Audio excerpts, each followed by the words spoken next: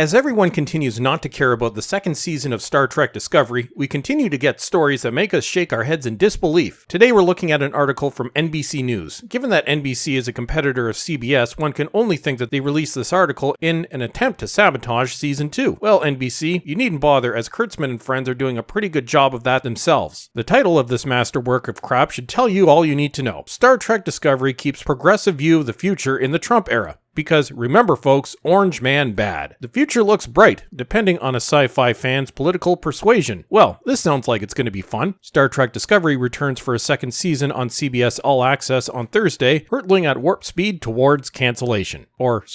Into an imagined 23rd century. Well, it's imagined all right, and doesn't bear any resemblance to the Star Trek universe that we know, where the people of Earth have united in peace to take to the cosmos to seek out new life and civilizations, and indoctrinate them in the ways of social justice. Sure, the starships in the United Federation of Planets are armed with photon torpedoes, but at least they try to come in peace. Unless you're Michael Burnham, then you provoke a war and get rewarded for it. Here's where things get interesting. Airing in the Trump era, with all of its political divisions, international crises, and the looming existential threat of climate change, don't forget your talking points there, Ethan Sachs, that scenario can seem even further away than Alpha Centauri, especially for a cast and crew that wear their progressive views on their sleeve as proudly as the Starfleet insignia on their chests. Well, we can't wait to hear more of these views. You see, Ethan, while comedy on shows like The Orville is intentional, the comedy on STD might be even more amusing because it wasn't actually intended to be funny. Also, one tends to think that the next canon break within STD's twisted universe will be to declare an all-out war on straight white men. They could ally with the Romulans and Klingons. Hell, let's introduce the Borg, the Dominion, and the Ferengi a century earlier, since canon is nothing more than a suggestion in Alex Kurtzman's woke universe. Speaking of Kurtzman, we are creating a world that we would like to see. Series co-creator and executive producer Alex Kurtzman told NBC News. Oh, here we go. We all know what kind of world you types want to see, Kurtzman, and it's a world that sane people want nothing to do with. We're creating it in the literal world. You types really like the word literal, don't you? Kurtzman, you do realize that Star Trek doesn't take place in the real world, that we're surrounding ourselves with the cast, the crew, and the writers, and we're creating it on screen, and we're hoping that people can follow. Ah, yes. One cannot forget that the purpose of science fiction is no longer to entertain, it's to evangelize the world as you people, which makes up only a small percentage of society, see it. The rest of us don't like your world very much, Kurtzman. That continuing mission extends to the crew of the USS Discovery. The bridge is helmed by one of the most diverse casts on television, with a black female lead, an Asian captain, and a loving gay couple among the officers. Because that's all we care about, isn't it? It's not about equality, it's about diversity and inclusion, which, as we all know, means as few straight white males as humanly possible. Kurtzman, overt discrimination goes against Gene Roddenberry's original vision of Star Trek. That poor man, what you have perverted his creation into. Nobody has issues with including people of different demographics. It's when you give these demographics an unfair advantage that we get a little pissed off. For Martin Green, that means continuing the franchise mission dating back to the original series that ran from 1966 through 1969 to get the next generation dreaming of a future full of possibilities. Nobody cares about Michael Burnham, also known as the worst character in Star Trek history. Worse than Wesley Crusher. Moreover, the mission of TOS was not based on race and gender hatred. That and you've already destroyed canon for TOS in more ways than I can count, and we haven't even seen the first episode with hipster Spock yet. Next, Martin Green goes into full sexist, racist, SJW condescension mode. Those moments of realization happen all the time, the actress said by email. Is there any way we could vote her off the show? From parents telling me that their black and brown daughters now want to pursue science or math or aeronautics. Yep, as long as it's not those evil white dudes pursuing those things. To women and men telling me that they see themselves on that screen and now feel stronger. Yep, who cares about the quality of the people we're seeing on screen, as long as they represent the right demographics? That's all that matters. To one white man telling me that he feels he can finally break the cycle of racism in his family because of his intimate experience of fully seeing himself in me. Well, don't you have a bit of an ego? He must have a lot of self-hatred to see himself reflected in you. We've come to a point where representation alone isn't enough. Well, I for one would like to see the best person for the job get the role regardless of race, gender, or sexual orientation, but unfortunately that didn't happen, and we got Sonequa Martin Green instead. Positive representation is necessary, and it's a gift that can change people permanently. Yep, we need to get that feminist SJW NPC brainwashing in overdrive. Now don't we? Not all Star Trek's fans were willing to come aboard with that vision of the future. Well, Ethan, you're right about that. I don't know anybody that wanted to beam aboard STD's twisted version of the future, including those it claims to represent. When the trailer for the first season of Star Trek Discovery debuted last year, some internet trolls blasted the white genocide of the franchise.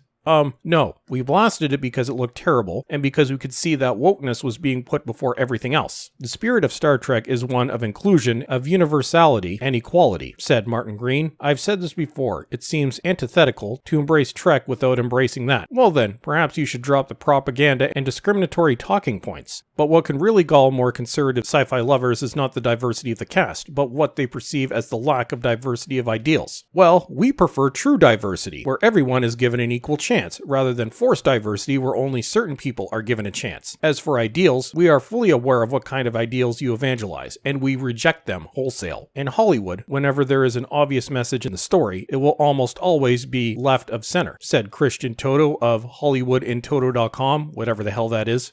Star Trek, Star Wars, and Doctor Who are not left of center at the moment. They went so far left that they fell off the scale, but the best art comes when it leaves itself open to interpretation. There isn't a whole lot left to interpretation here, and we are fully aware of what you're doing. That's why nobody is watching STD. Take the Hunger Games franchise, for instance. Both people on the left and right can point to it and see the oppressive totalitarian government and have different views of how we got there, said Toto. People from both sides of the political spectrum can take something away. Yes, most people like the Hunger Games, and taking an approach that leaves things up to interpretation, yes. Pretty much all modern science fiction. Why don't you try doing that? When it debuted on September 8th, 1966, the original Star Trek series did boldly go where no other television series went before. At the height of the Cold War and in the midst of the civil rights movement, the crew of the USS Enterprise included a Russian navigator, a Japanese helmsman, and a black woman as communications officer. Did they focus exclusively on demographic representation? No, it was barely brought up. These days, that's all people talk about. At a time when the fear of nuclear annihilation hovered over American living rooms, it was reassuring to tune into a future where humans survived. And now NPCs are doing their best to destroy society in the name of wokeness. The news was covering the tumultuous events of the era, but primetime was ignoring it entirely, said Robert Thompson, director of the Blair Center for Television and Popular Culture at Syracuse University. This was a period of talking horses and flying nuns, genies, and witches. You're missing the point. Television is supposed to be entertaining. People don't tune in to be lectured to. So when Star Trek comes out and starts doing its philosophical and humanist parables, that was a big deal, even though it was disguised in another century and on other planets. Again, missing another point. Real Star Trek never disparaged one group of people while extolling another group of people. The show even featured one of the first interracial kisses on television. Yes, Star Trek took a risk. It was doing something that nobody else was doing. All STD is doing is following a pre-approved narrative, the same narrative that everyone is following. Moreover, if it were written today, Shatner would have been written off as a toxic white male that sexually assaulted Uhura, just a few years removed from the days when black lips couldn't use certain water fountains in the South. Do I sense a bit of virtue signaling here? Ethan Sachs from NBC News. 53 years, 13 movies, and 7 TV series, not counting the upcoming Picard and Lower Decks. Later, the franchise's progressive streak continues. Yes, that series that will see Picard fully experience the full force of the Luke Skywalker effect and that other show that nobody cares about. This season of Star Trek Discovery revolves around a mysterious entity that is devoid of empathy. Sounds like SJWs, which challenges the crew of the titular ship and channels the zeitgeist of the world outside the writer's room. Well,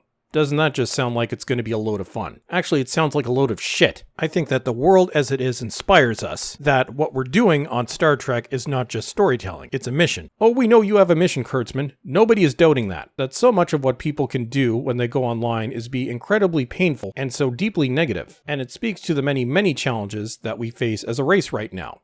For the love of God, when is CBS going to get rid of this guy? The reason Star Trek has become an anchor for me and all the people that work with me is because it's helped provide a comfort for what we can be, and it's helped us believe there is a future where the best of us step forward. Well, the best of us sure as hell isn't anybody that has any involvement with STD. That doesn't mean, however, that the future has to be completely intellectualized. It can be fun too, good lord. Our show is escapist by nature, said Martin Green. We're talking about a world 237 years into the future where we're living with aliens, teleporting through space and traveling faster than the speed of light.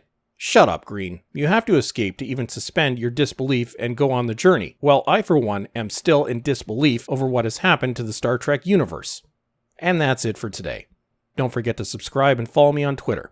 And as always, everyone, thank you for watching, and have a great day.